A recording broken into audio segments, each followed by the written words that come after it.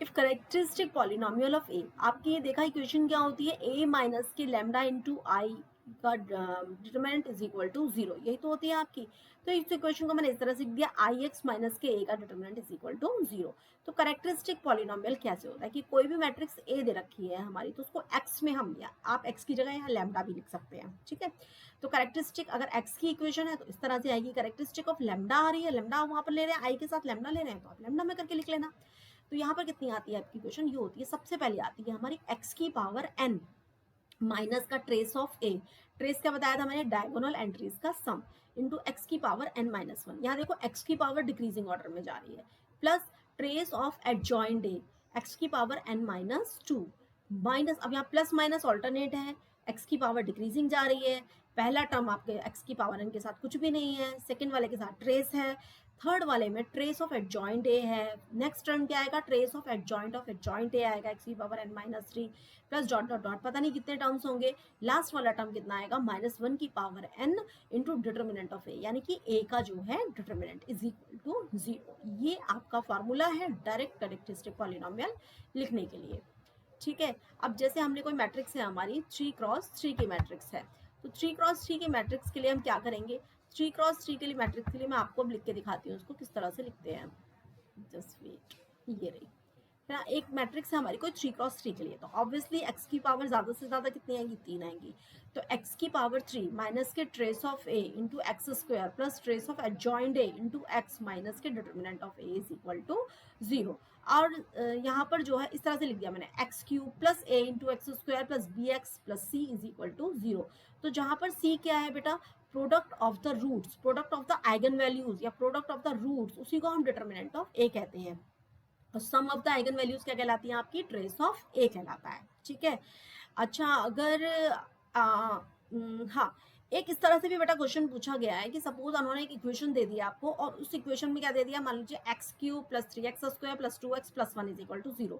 तो इस इक्वेशन में कैरेक्टरिस्टिक इक्वेशन दे दी, उन्होंने पूछा कि इसका डिटर्मिनेंट ऑफ ए कितना होगा, तो आपको मालूम है प्लस माइनस, लास्ट वाला कितना आना चाहिए, माइनस, तो डिटर्मिनेंट ऑफ ए की वैल्यू कितनी आ जाएगी, उससे कंपेयर करेंगे -1। ये बहुत ध्यान से देखिएगा, ऑब्जेक्टिव क्वेश्चन डायरेक्ट होगा, आपकी कैरेक्टरिस्टिक इक्वेशन लिखी है, आप प्लस माइनस करके देखिए, एक्स की डिक्रीजिंग पावर देखिए, चेक कीजिए किसके साथ एक्स की पावर नहीं आ रही है, उसके साथ उसको अरेंज कीजिए, और उसको जब आप कैरेक्टरिस्टिक इक्वेशन से आप कंपेयर करेंगे तो प्लस माइनस साइन का ध्यान रखते हुए देखिए कि इसका डिटर्मिनेंट कितना आ रहा है। उसी में अगर वो पूछेगी इसका ट्रेस ऑफ ए कितना आएगा, तो ट्रेस ऑफ ए के लिए देखिए प्लस माइनस, अगला मैंने ए की वैल्यू कितनी बताई थी, 2 शायद थी, तो trace of A is equal to कितना आ गया, -2 आ गया, ठीक है। तो इस तरह के छोटे छोटे ये क्वेश्चंस हैं आपकी, जो है बहुत इजी वे में सॉल्व हो जाएंगे, इसके लिए बिल्कुल भी आपको ज़्यादा मेहनत नहीं करनी है।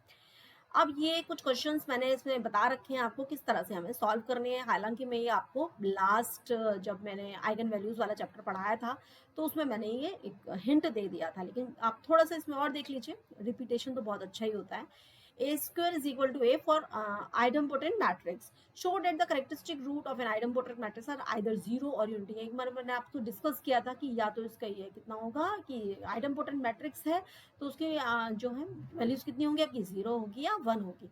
तो idempotent का सबसे पहले हम इक्वेशन लिखेंगे। आइडमपोटेंट का इक्वेशन क्या होता है, A square is equal to ए।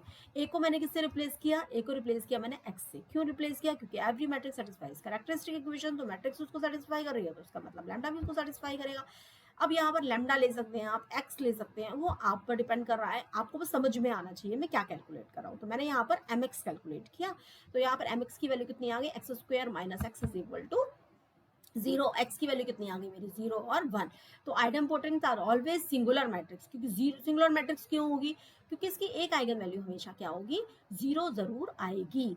तो एक आइगन वैल्यूज आर 0 और 1। अच्छा, इसकी हम केवल हमारे पास जो उसका ड्रॉबैक होता है, यहाँ से देखिए एम एक्स जो हमने निकाला इसको मिनिमल पॉलिनोमियल बोलते हैं।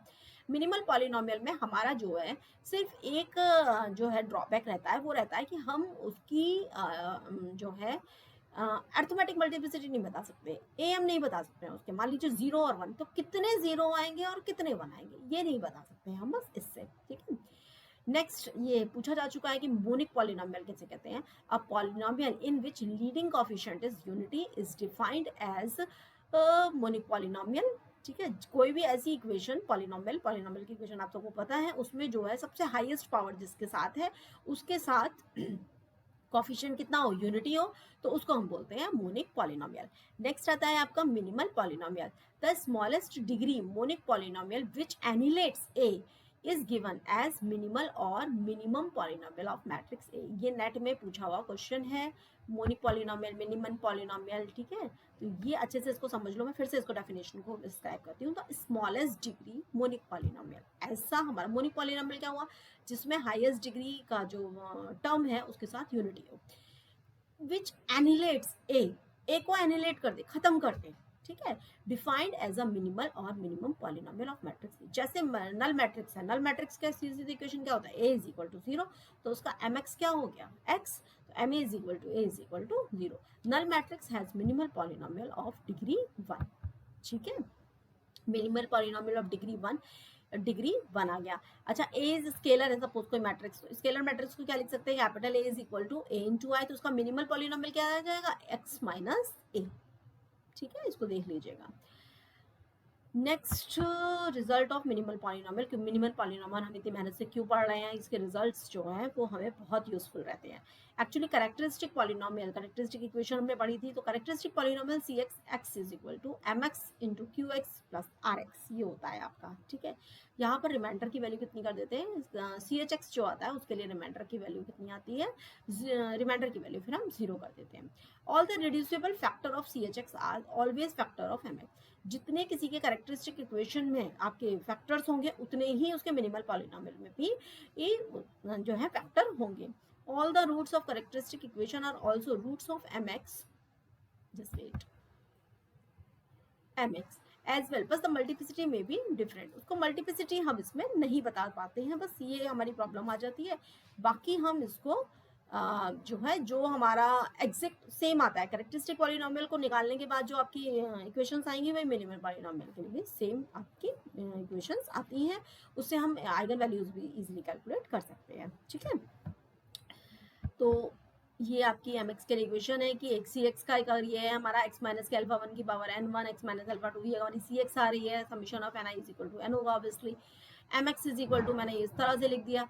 तो एन और एम में क्या रिलेशन होगा, समीशन ऑफ एम आई हमेशा समीशन ऑफ एन आई हमेशा एम से लेस होगा, हम इसमें इसका जो है मल्टीप्लिसिटी नहीं बता सकते। अब C H X is equal to X minus 1 X minus 2 X minus 3, ठीक है, तो इसका एम एक्स क्या होगा, जो देखो इसमें मल्टीप्लिसिटी सी एक्स में जो है रिपीट नहीं हो रही है, मल्टीप्लिसिटी नहीं आ रही है, अरिथमेटिक मल्टीप्लिसिटी नहीं आ रही है किसी के लिए भी, तो उस केस में क्या होगा, उस केस में उसका मिनिमल ही क्या होगा, उसका कैरेक्टरिस्टिक पॉलिनोमियल होगा, दोनों सेम होंगे, कोई भी आइगन वैल्यू मिनिमल से छूटती नहीं है, एग्जैक्टली। नेक्स्ट आता है आपका जैसे A square is equal to minus के आई, ये कोई हमारी 3x3 मैट्रिक्स दे दी, A square is equal to minus का आई, तो इसको वो पूछ रहे हैं कि इसकी आइगन वैल्यूज बताइए, तो सिंपल है, A square plus I is equal to 0, X square, X के मिनिमल क्या हो जाएगा इसका, एक्स से रिप्लेस कर दिया, X square plus 1 is equal to 0, X की वैल्यू कितनी आ गई, आई और माइनस आई, पेयर में आ गए रूट, ठीक है। अब मैट्रिक्स कैसी दे रखी है बेटा, 3x3 की, रूट क्या आए हैं, आई कॉमा माइनस आई, तो क्या इस तरह की मैट्रिक्स एग्जिस्ट करेगी, नहीं, इस तरह की मैट्रिक्स ही एग्जिस्ट नहीं करेगी, क्यों नहीं करेगी, क्योंकि ए 3x3 जो मैट्रिक्स है उसके 3 आइगन वैल्यूज निकलनी चाहिए, यहाँ पर मिनिमल से कितनी निकल कर आ रही है, केवल 2। अब आप में से कुछ बच्चे हो सकते हैं मैम 0 मान लेते हैं, मान लेने से हमारा काम नहीं चलेगा, वो एग्जैक्टली निकल कर आनी चाहिए, तब हमारी जो है वो होगी, अदरवाइज नहीं होगी, ठीक है। तो इस तरह की मैट्रिक्स कोई भी एग्जिस्ट नहीं करती है, ये आपका नेट में पूछा हुआ क्वेश्चन है। इसके बाद एक क्वेश्चन आया आपका, if eigen values of A is lambda then eigen values of K A is के लैम्डा, अगर ए की आइगन वैल्यू कितनी है, लैम्डा है, तो मैंने पूछा कि मैट्रिक्स के ए की कितनी है, ए की मान लीजिए ए की आइगन वैल्यू जो है मैंने लिख दी 2 3 5, अब मैं कह रही हूँ 5a की आइगन वैल्यूज कितनी होगी, सीधे सीधे उसको डायरेक्टली 5 से मल्टीप्लाई कर दीजिए, 5a की होगी के लैम्डा हो जाएगी, let X be the eigen vector, ठीक है। तो ये इसका प्रूफ है, प्रूफ करने की जरूरत नहीं है, डायरेक्ट रिजल्ट्स हैं, आप याद कर लीजिएगा, नहीं तो 2-2 लाइन के प्रूफ है, आप उसमें देख लीजिएगा, कोई बहुत ऐसा हार्ड नहीं है। Eigen value of A is lambda, अगर ए की आइगन वैल्यू लैम्डा है तो ए स्क्वायर के आइगन वैल्यू कितनी हो जाएगी, लैम्डा स्क्वायर। डायरेक्ट मैंने मान लीजिए matrix A they the 3x3 की ए मैट्रिक्स, और उसके आइगन वैल्यूज बता दी मैंने आपको 2 3 5 है। तो अब मैं पूछ रही हूँ ए स्क्वायर के आइगन वैल्यूज क्या होंगी। आप क्या करेंगे, आप ए लिखेंगे कि ए से मल्टीप्लाई करेंगे, ए स्क्वायर निकल कर आएगा, ए स्क्वायर की कैलकुलेट करेंगे, फिर उसकी कैरेक्टरिस्टिक इक्वेशन लिखेंगे, फिर उसको सॉल्व करेंगे। तो बेटा ये ध्यान दो, सोचो कि अगर कोई क्वेश्चन आपको 1 मिनट में करने के लिए है तो वो आपसे मजदूरी तो नहीं कराने वाला है, ठीक। तो उस केस में क्या होगा, थोड़ा सा स्मार्टली हमें सोचना है कि उस क्वेश्चन का आंसर वहीं पर होगा, हाइड होगा, आपको थोड़ा सा अपना माइंड यूज करना है।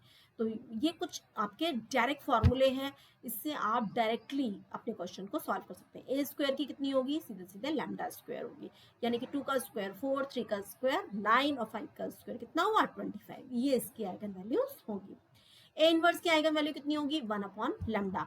ए इनवर्स कैलकुलेट करने की बिल्कुल भी जरूरत नहीं है, ए की आइगन वैल्यू पता है तो ए इनवर्स की 1 अपॉन लैम्डा, यानी कि 2 ए की अगर वैल्यू कितनी आएंगे 2 3 5, तो ए इनवर्स की कितनी आ जाएंगी 1 upon 2, 1 upon 3, 1 upon 5। Adjoint A की कितनी आएंगी आइगन वैल्यू निकालनी है, एडजॉइंट ए के लिए एडजॉइंट ए निकालने की जरूरत नहीं है, सीधे सीधे क्या निकालना है, उसका डिटरमिनेंट निकाल लेना। हाँ, डिटरमिनेंट की जरूरत पड़ेगी, तो determinant of A divided by lambda. मान लीजिए किसी का डिटरमिनेंट कितना आया 5, तो 5 अपॉन 2, 5 अपॉन 3, 5 अपॉन 4, ये इसकी आपकी आइगन वैल्यूज हो जाएंगी, ठीक है। इसके बाद मेरे ख्याल से इसका मैंने ये सॉल्यूशन ही दिया है सबका, किस तरह से किस थ्योरम के अकॉर्डिंग आया है वो दिया है। नेक्स्ट जो है वो है show that the roots of a Hermitian matrix are all real, पता है, ठीक है, इसका प्रूफ दिया हुआ है, तो प्रूफ मुझे नहीं लग रहा पढ़ने की जरूरत है ज्यादा।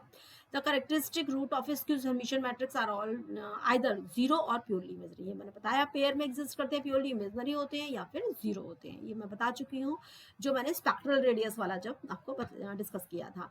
The eigen values of a real skew symmetric matrix are either all zero और प्योरली इमेजिनरी, ये भी मैं आपको डिस्कस कर चुकी हूँ क्वेश्चन। इसके बाद the eigen value of a unitary matrix are unit modulus, ये भी मैं आपको बता चुकी हूँ, डायरेक्ट मैं आपको ये सब बता चुकी हूँ, ठीक है। तो यहाँ पर ये हमारा मैट्राइसिस वाला चैप्टर, मैट्राइसिस वाला जो आपके सिलेबस में था वो आपका कंप्लीट हो गया है। यहाँ तक आप अच्छे से पढ़ लीजिएगा, और ये सिर्फ वीडियोस या ये पीडीएफ जो है सिर्फ इसी क्लास में काम नहीं आने वाली है, इन फ्यूचर भी आपको काम आने वाली है। तो इसलिए इन वीडियोस को भी सेव रखिएगा, और इसके साथ जो आपकी पीडीएफ्स हैं उसको इधर उधर मत कीजिएगा, उसको सेव रखिएगा, वो बहुत यूजफुल रहेगी। चलिए, एग्जाम के लिए आप सभी को बेस्ट ऑफ लक।